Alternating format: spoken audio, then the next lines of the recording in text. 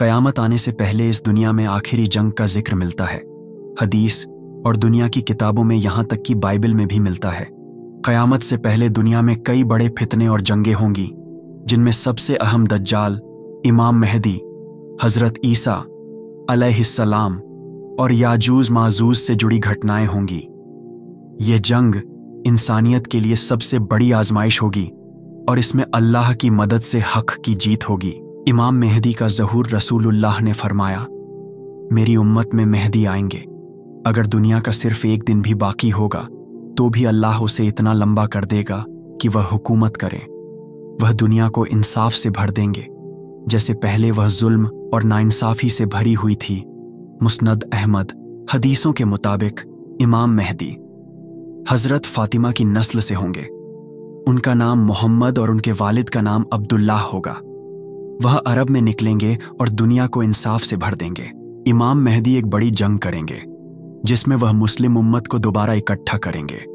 उनकी हुकूमत तकरीबन 7 से 9 साल तक चलेगी। जब पूरी दुनिया पर इस्लाम का परचम लहराने लगेगा, तभी सबसे बड़ा फितना दज्जाल जाहिर होगा। दज्जाल एक बहुत बड़ा झूठा और फसादी होगा, जो नबी होने का फिर खुदा होने का दावा करेगा।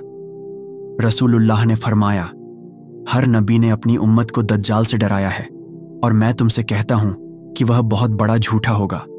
उसके एक आंख होगी और दूसरी आंख अंगूर की तरह बेकार होगा। सही बुखारी।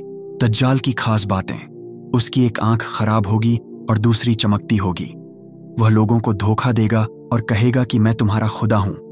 वह बारिश को रोक सकता है, जमीन को उपजाने से रोक सकता है।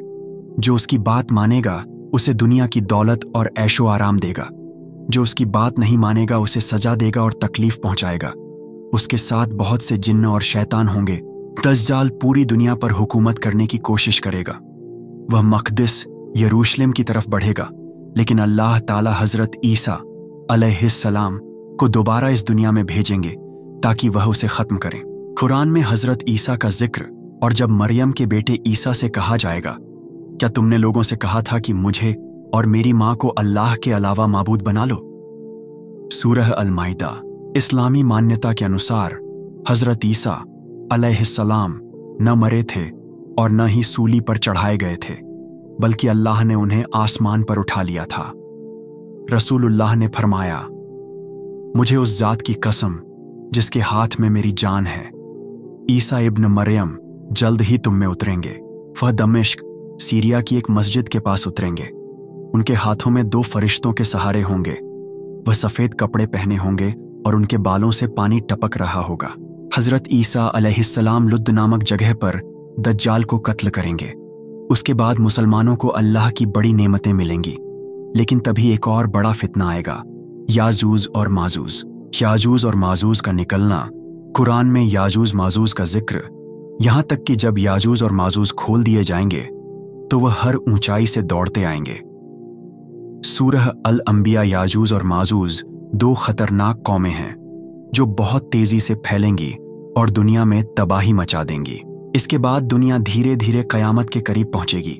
कुछ और निशानियां जाहिर होंगी, जैसे सूरज का पश्चिम से निकलना, जमीन से एक जानवर का निकलना, धुआं और बड़े बड़े भूकंप। आखिर में इसराफील अलैहिस्सलाम सूर फूंकेंगे, जिससे सारी दुनिया खत्म हो जाएगी और क़यामत कायम हो जाएगी।